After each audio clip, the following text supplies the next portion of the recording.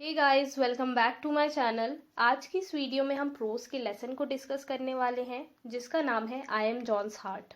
इस लेसन को JD Radcliffe ने लिखा है। जेडी रेडक्लिफ इस लेसन के ऑथर हैं।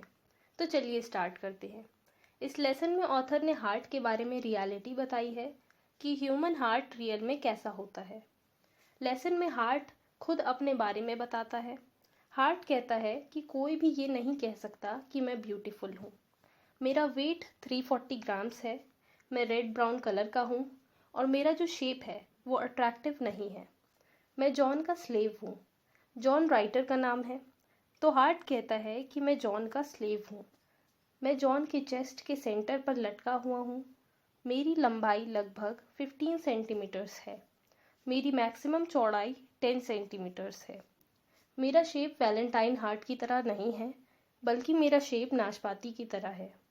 हार्ट कहता है कि तुमने चाहे जो भी मेरे बारे में पोइट से सुना हो, लेकिन मैं एक रोमांटिक कैरेक्टर नहीं हूँ। मैं एक हार्ड वर्किंग 4 चैम्बर्ड पंप हूँ। एक्चुअली 2 पंप्स, एक पंप जो ब्लड को लंग्स तक ले जाता है और दूसरा पंप ब्लड को पूरी बॉडी में पुश करता है। मैं रोज़ 96,000 किलोमीटर लंबी ब्लड वेसल्स में ब्लड भेजता हूँ। ये पंप 18,000 लीटर की कैपेसिटी वाले टैंक को भरने के लिए भी सफिशिएंट है। हार्ट कहता है कि जब भी जॉन मेरे बारे में सोचता है तो वो सोचता है कि मैं बहुत ही ज़्यादा कमज़ोर और सॉफ्ट हूँ, लेकिन ऐसा नहीं है। अब तक मैं 30,000 टन से भी ज़्यादा ब्लड पंप कर चुका हूँ। मैं हैवी वेट वाले बॉक्सर की आर्म्स की मसल से 2 गुना ज़्यादा हार्ड वर्क करता हूँ। उन्हें मेरी कैपेसिटी का काम करने का मौका तो दो, कुछ ही मिनट्स में उनका कचूमर निकल जाएगा। सिर्फ वुमेन यूटेरस को छोड़कर पूरी बॉडी की कोई भी मसल मेरे तरह मजबूत नहीं है। वुमेन यूटेरस मीन्स गर्भाशय, जो बच्चे को जन्म देती है। लेकिन यूटेरस की ये मसल्स दिन रात काम नहीं करती हैं जिस तरह से मैं करता हूँ और जिस तरह मुझसे दिन रात काम करने की होप लगाई जाती है। धड़कनों के बीच में जो टाइम मिलता है उसमें मैं रेस्ट करता हूँ। मेरी लेफ्ट वेंट्रिकल को सिकुड़ने में और बॉडी में ब्लड पुश करने में 3-10 सेकेंड का टाइम लगता है। तब मुझे हाफ सेकेंड का आराम मिल जाता है। जब जॉन सो जाता है तो काफ़ी ज़्यादा परसेंटेज में उसकी जो कैपिलरीज़ हैं वो इनएक्टिव हो जाती हैं। तब मैं उन कैपिलरीज़ के थ्रू ब्लड पुश नहीं करता हूँ। मेरी बीट 1 मिनट में 72 से कम होकर 55 तक हो जाती है। हार्ट कहता है कि मेरे बारे में जॉन बहुत मुश्किल से ही सोचता है। ये बात जॉन के लिए अच्छी है। मैं ये नहीं चाहता हूँ कि और हार्ट पेशेंट्स की तरह वो भी हार्ट के बारे में टेंशन ले। जब भी जॉन हार्ट के बारे में टेंशन लेता है तो वो हमेशा गलत चीज़ों की ही चिंता करता है। एक रात जब जॉन सो रहा था तब उसने फील किया कि उसकी हार्ट बीट स्किप हो गई है। जॉन बहुत ही ज़्यादा टेंस्ड हो गया था। हार्ट कहता है, क्या मैं उसे धोखा दे रहा था? लेकिन उसे टेंशन लेने की ज़रूरत नहीं है। टाइम टू टाइम मेरा इग्निशन सिस्टम कुछ टाइम के लिए काम करना बंद कर देता है। इग्निशन सिस्टम मीन्स वो सिस्टम जो कोई भी प्रोसेस स्टार्ट करने में हेल्प करता है। तो गाइस, हार्ट का भी इग्निशन सिस्टम होता है। हार्ट कहता है कि टाइम टू टाइम उसका इग्निशन सिस्टम कुछ टाइम के लिए काम करना बंद कर देता है। उस टाइम हार्ट खुद से इलेक्ट्रिसिटी जनरेट करता है और अपने आप को सिकुड़ने के लिए सिग्नल भेजता है। लेकिन कभी कभी हार्ट से गलती हो जाती है और एक बीट दूसरी बीट के ऊपर आ जाती है और ऐसा लगता है जैसे हार्ट ने धड़कना बंद कर दिया हो, लेकिन ऐसा नहीं होता है। जॉन ये बात जानकर सरप्राइज्ड होगा कि कई बार ऐसा हो चुका है, लेकिन उसे इस चीज़ के बारे में पता भी नहीं है। कोई भयंकर सपना देखने के बाद कभी कभी जॉन जाग जाता है और अपने हार्ट बीट की स्पीड को तेज़ देखकर बहुत ही ज़्यादा टेंस्ड हो जाता है। उसे ऐसा फील होता है कि उसका हार्ट दौड़ रहा हो। जॉन को ऐसा फील इसलिए होता है क्योंकि सपने में जॉन के तेज़ दौड़ने के साथ साथ उसका हार्ट भी तेज़ दौड़ता है। एक्चुअली जॉन की वरीज सिचुएशन को और ज़्यादा बिगाड़ देती हैं और हार्ट को तेज़ बीट करने पर मजबूर कर देती हैं।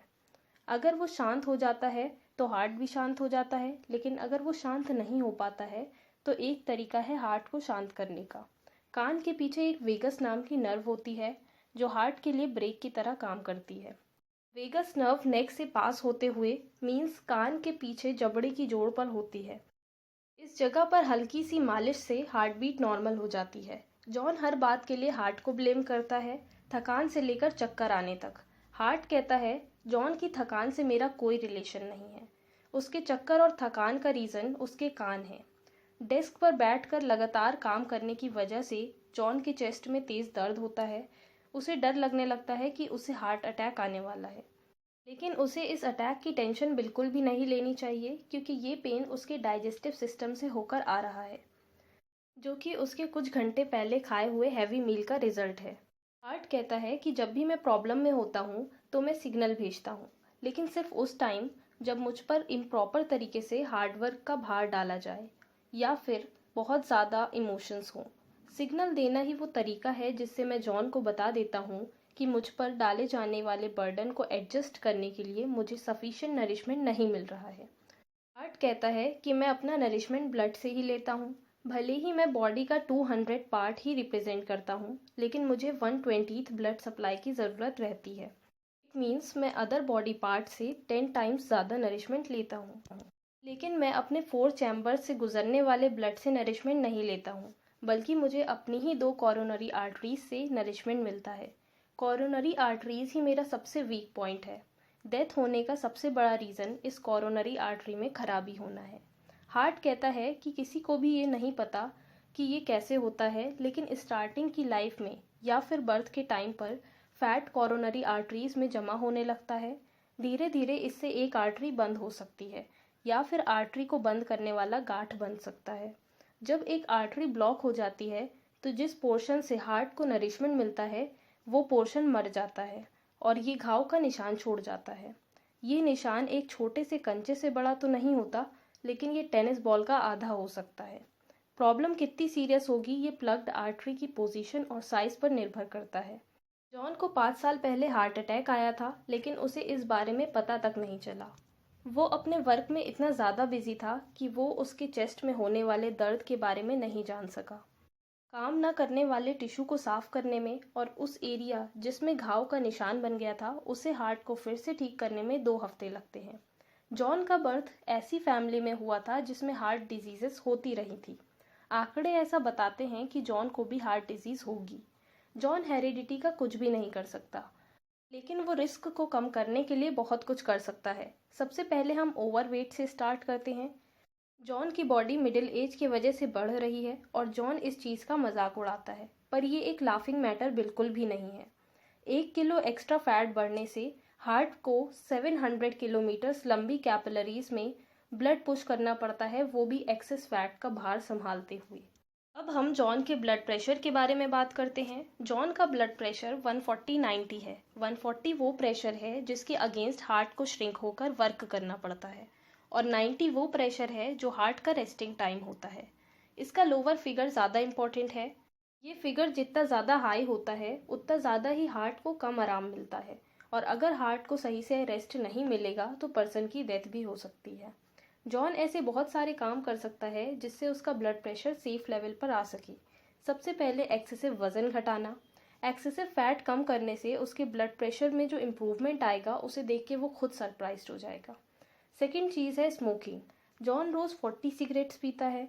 मीन्स हर 24 आवर्स में जॉन निकोटीन की बहुत ही ज़्यादा क्वांटिटी ले लेता है। निकोटीन बहुत ही ज़्यादा डेंजरस है हेल्थ के लिए। निकोटीन आर्टरीज को श्रिंक कर देता है, स्पेशली हाथों और पैरों में, जिससे काफ़ी ज़्यादा ब्लड प्रेशर बढ़ जाता है, जिसके अगेंस्ट हार्ट को वर्क करना पड़ता है। सिगरेट हार्ट बीट को भी बढ़ा देती है। एक सिगरेट से हार्ट बीट 72 से बढ़कर 80 हो जाती है। जॉन खुद कहता है कि उसे सिगरेट पीने की हैबिट छोड़ने में बहुत देर हो गई है।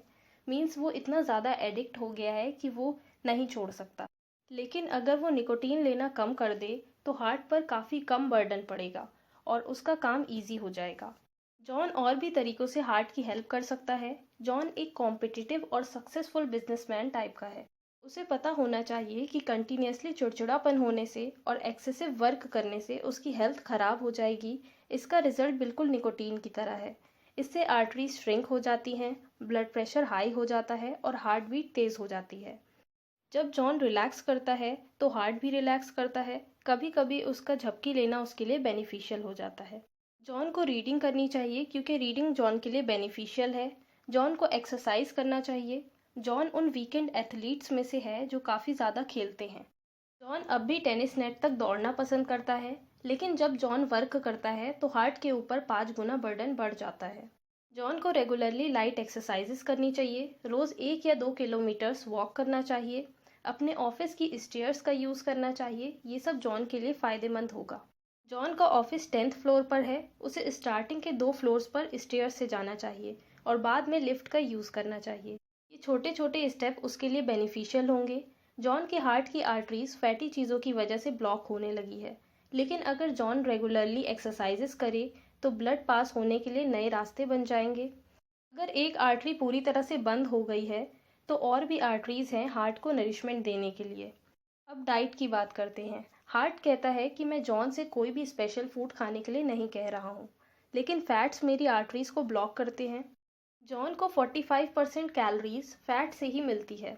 इंडस्ट्रियलाइज्ड कंट्रीज़ में जो इस तरह का फूड खाते हैं उनके आर्टरीज ब्लॉक होकर डेथ होने के काफ़ी ज़्यादा चांसेस रहते हैं।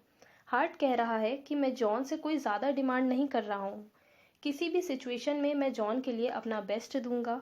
इसी तरह से मैं भी चाहता हूँ कि जॉन मुझे थोड़ा सा आराम दे, अपनी बॉडी का थोड़ा वेट कम कर ले, रेगुलरली एक्सरसाइजेस करे, थोड़ा ज़्यादा रेस्ट करे, फैट को कम करे और स्मोकिंग बंद कर दे।